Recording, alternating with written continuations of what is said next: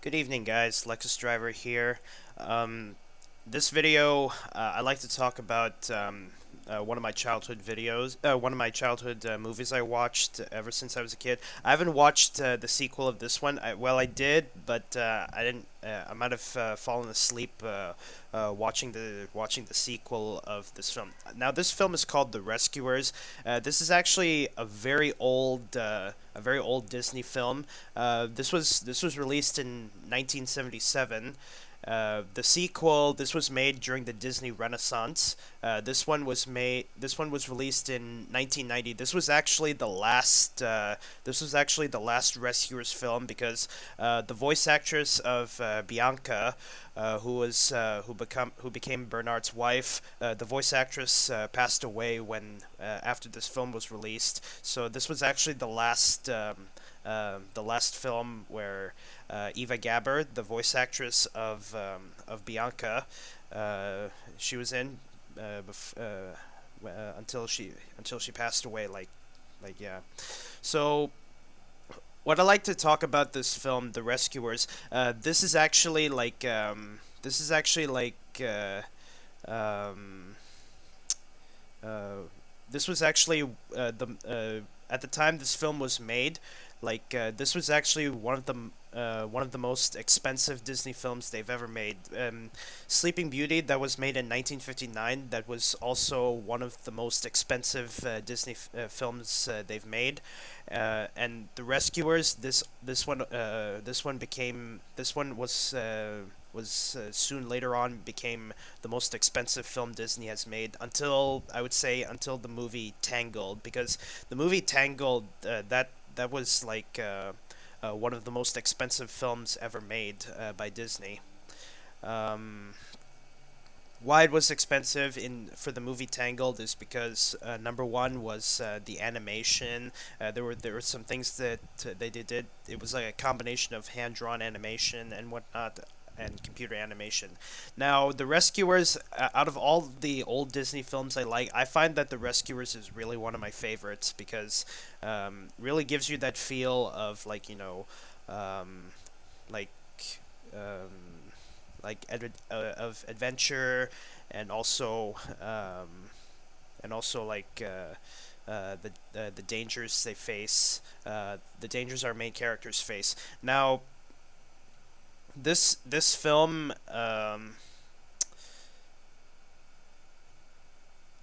this film was uh, like uh, like Disney, they had thoughts about making a film like this, but they shelved it because they thought that it's not going to be a good film. But when they made this film, it was really one of the most successful films ever made.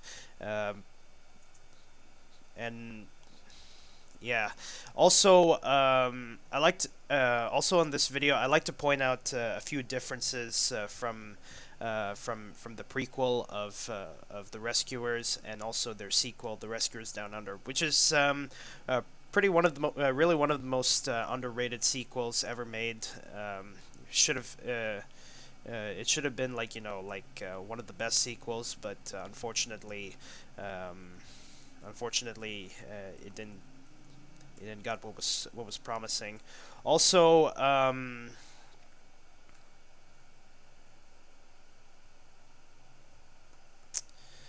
just I actually have something on the second screen which I will show, but just be patient with me, guys, because I got to.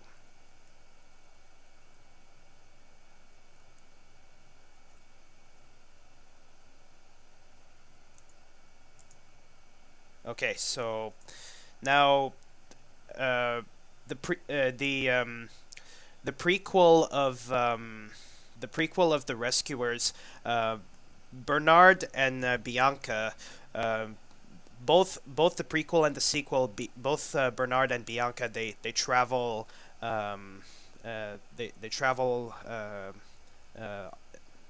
by flying, obviously. But the difference is that in the prequel, they had to rescue a girl named Penny, who's being held in Devil's Bayou, which is basically, judging by the environment, I can tell that that's possibly in Louisiana. So, uh, in the both the rescuers, Bernard, and both of these films, the rescuers and the rescuers down under, both of these films uh, involve Bernard and Bianca from. Uh, Both of these films involve them traveling to a destination where there's a problem, where they have to rescue, uh, uh, in this case, the child who's being held against their will by a very abusive person. Um, so one of the few differences is, in the prequel they're rescuing a female, whereas in the sequel they're rescuing a male. But another difference is, it involves them flying to their destination, but the difference is, in the prequel Bernard and Bianca are traveling domestically. Basically, like, they're flying from New York to Louisiana, which is a domestic flight for what they're doing. And in the here in the sequel, they're flying internationally, which is, where they're flying to is New York to Sydney. But most of the film in the sequel takes place in the Northern Territory. So I'll bring up the map of Australia. Okay, here we go. So no, no, I need a political map. Okay, here we go. So I'm gonna need a big one. So in the sequel, this is the country they're flying to, which is also a continent. Um, okay, this one's good enough. Okay, so Bernard and Bianca in the sequel. I'm talking about the sequel. They're flying internationally. Basically, they're flying from one country to another. In the prequel, they're flying domestically because they're flying from New York to Louisiana. So okay, um, political map. Okay, I'll give it a region. Okay, here we go. Um, this one's good enough. So this is the country, like, the United States, where the rescuers takes place. I don't know if you guys can see the Porsche. I'll just actually zoom in so you guys can see it. Okay. So this is New York, New York State, not New York City. This is New York, and right here's Louisiana. So Bernard and Bianca um, in the prequel of the movie The Rescuers, um, Bernard and Bianca, they travel from New York to Louisiana. That's a domestic flight, but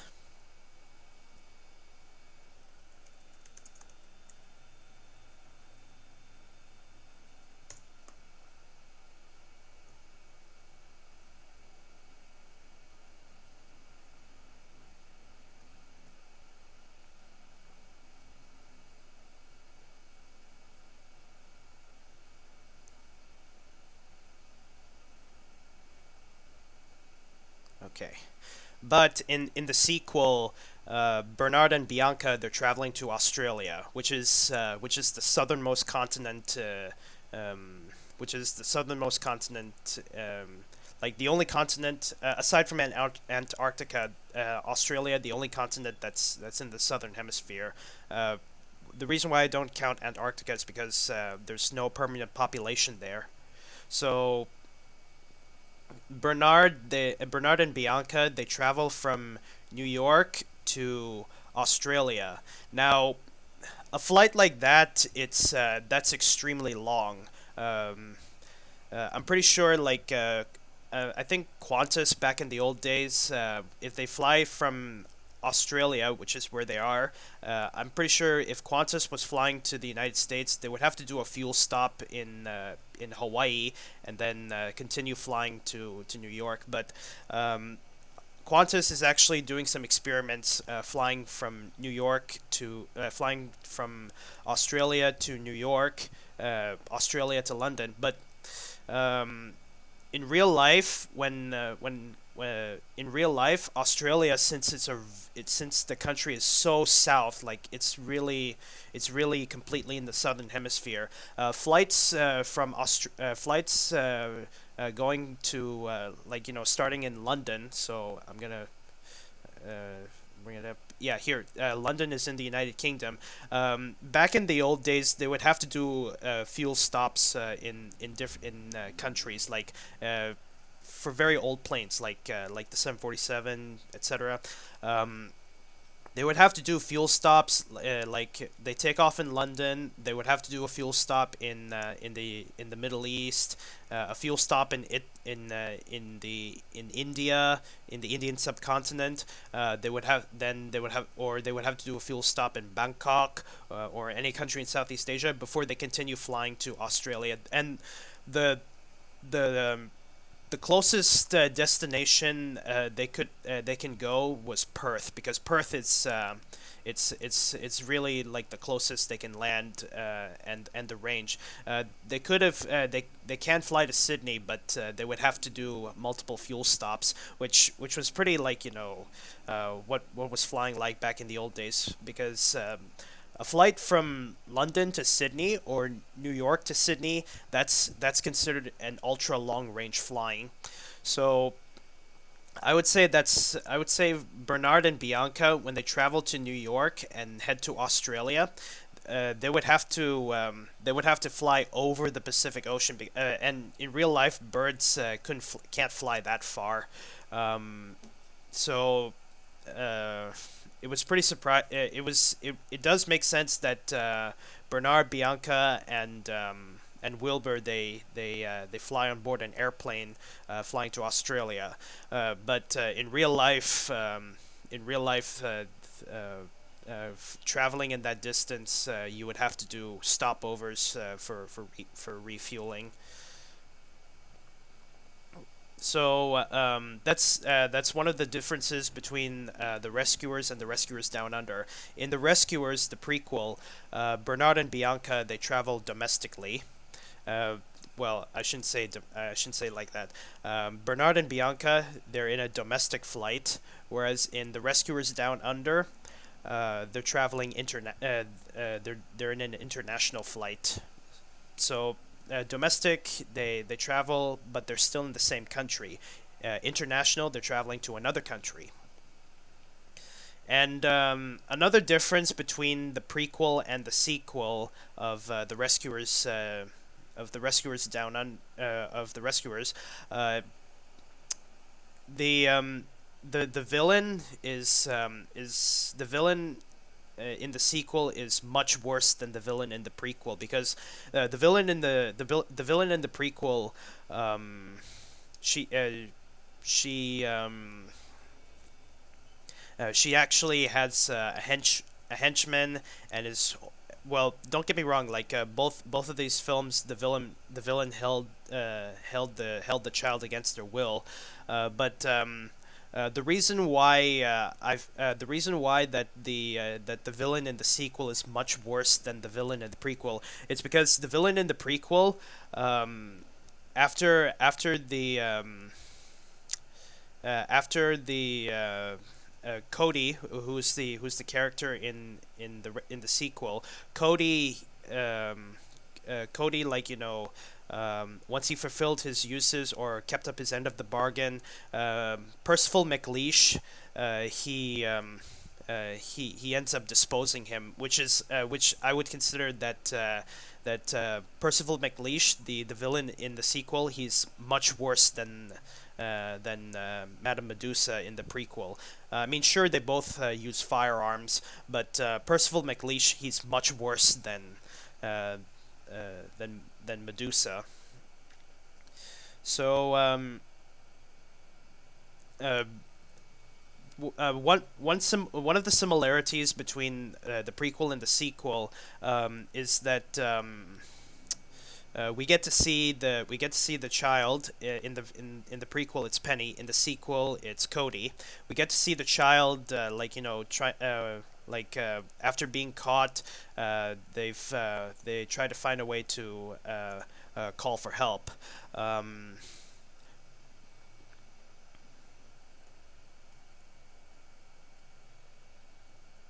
yeah, they try because Penny, she was held against her will. Because for those who haven't watched it, for those who haven't watched both the prequel and the sequel, I highly recommend you should stop watching at this point because I might say some spoilers. Um, in the prequel, what happened to Penny? How did Penny got herself in this situation? Is that Penny, she was at the orphanage, like wanting to, like she's longing to get adopted, but she hasn't had a lot of good luck and whatnot. Um, so what happened was Penny.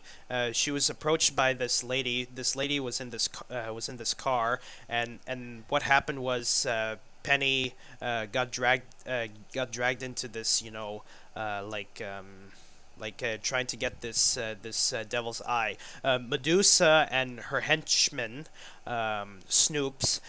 They tried to get this diamond. It's called the Devil's Eye, but unfortunately, the hole where they tried to get the Devil's Eye is too small for them. So um, they eventually tried to get someone who can get into that hole to it should be more of a cave, into that cave to get the diamond. But here's one of the worst things. I said that, I said that in the sequel, the villain Percival McLeish, he's much worse than Madame Medusa.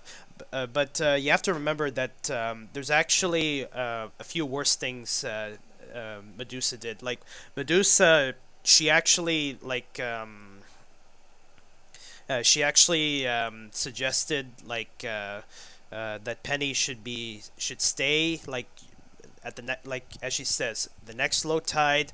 Uh, Put her inside the cave by herself. Keep her there until she finds um, the the devil's eye. Uh, like what she said right there. That's like the worst thing she would have done, because Penny would have drowned if the water continues rising, which is I really despise, which made me despise Medusa. But the villain that's much worse than Medusa is Percival McLeish. Percival McLeish, first time I saw that character, I really despised him because he's really one of the most uh, disgusting villains in the Rescuers sequel. And like I said, he's much worse than Medusa. And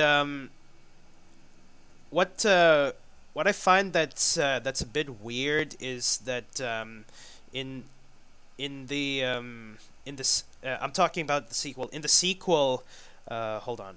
In the sequel, we get to see um, we get to see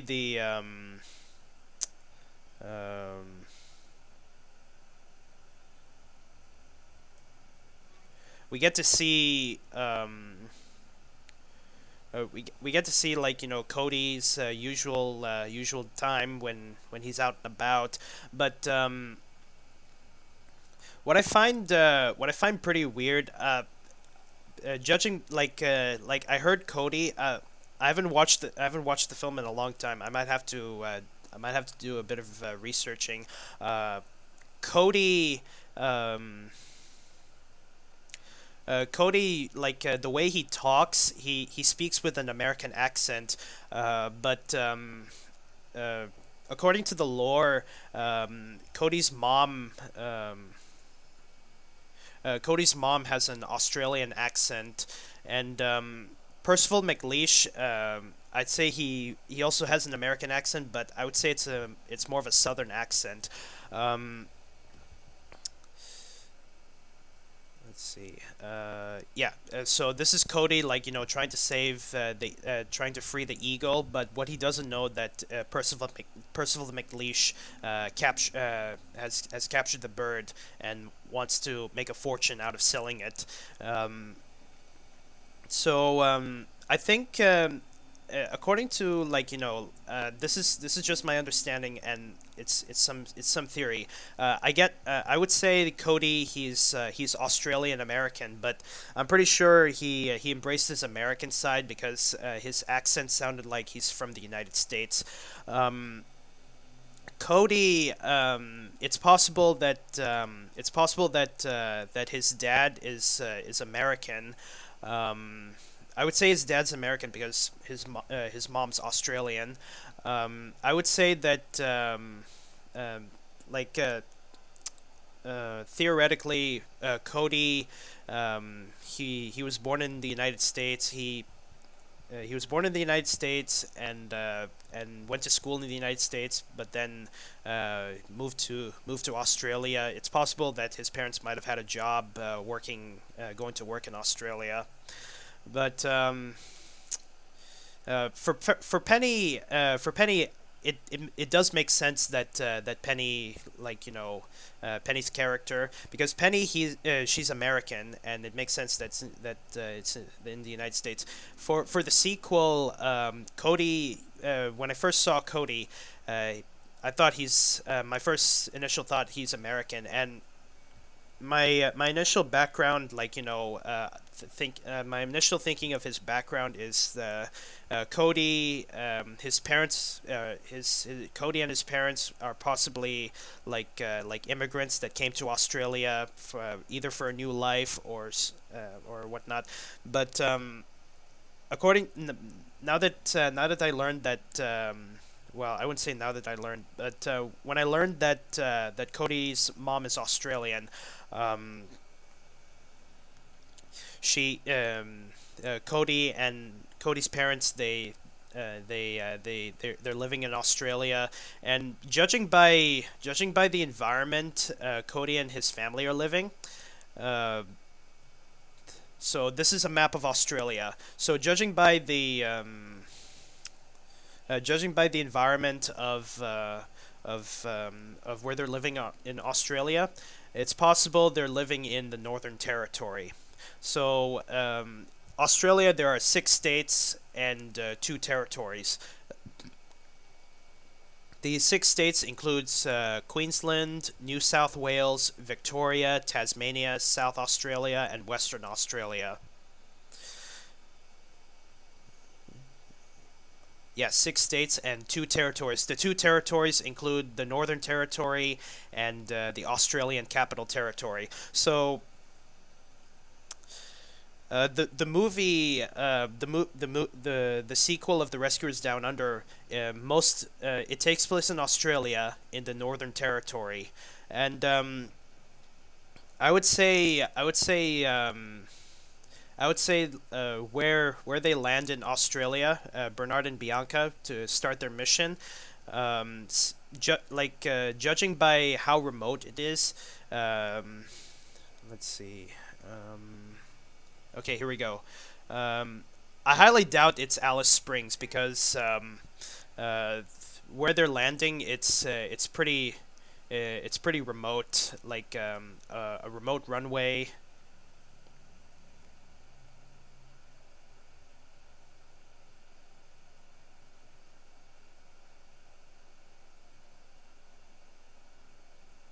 Uh, let's see if I can find it. Okay, here we go. Um,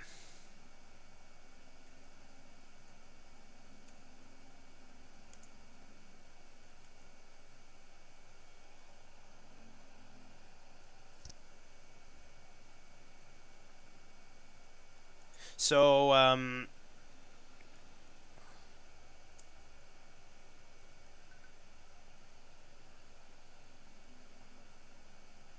so Bernard and Bianca, they arrived in Australia, and where they started to continue their flight is uh, it's right here, New South Wales, in their capital, Sydney.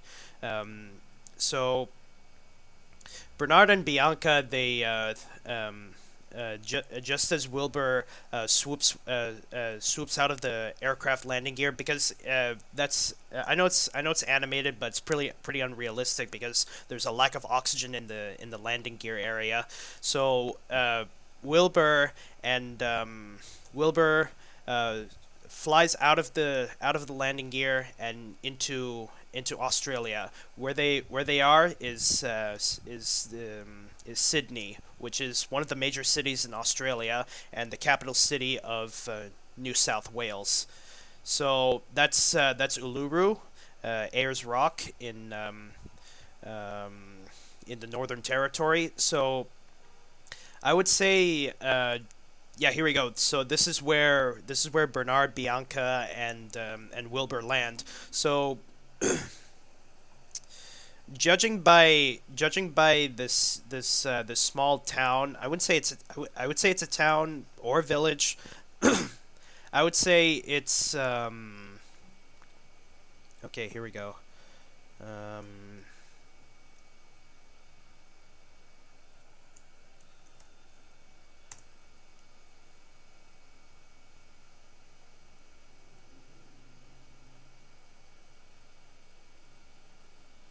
okay. Um,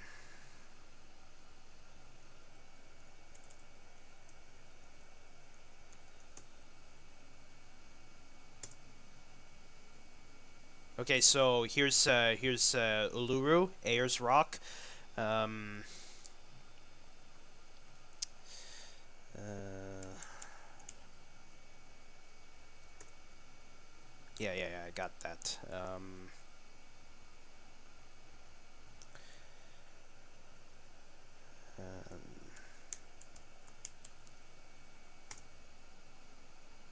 yeah, here we go. So judging by let me put it in satellite view. So okay, here we go. So let me bring back. Okay.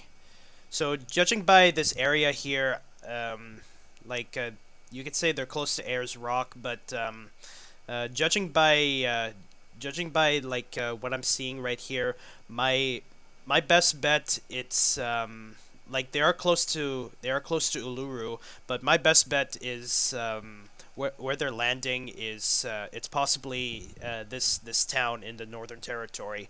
Um, I would say it's more likely this city, even though this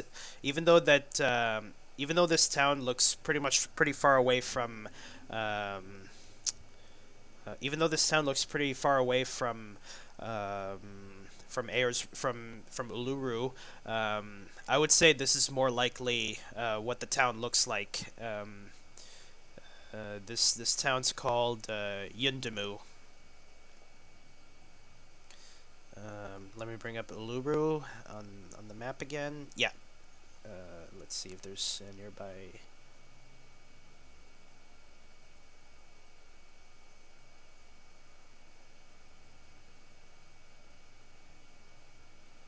Yeah, here we go. Wait. This is. Yeah, it's possible that the town.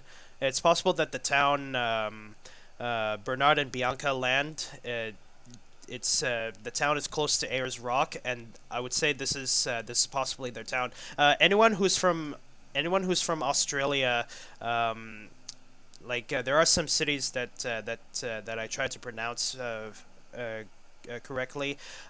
This one, I think this is called Ulara. If I don't know if I said that right, I apologize if I say it wrong. But I don't know too much about Australia other than I know their states, territories, and major cities. Um, Yeah. So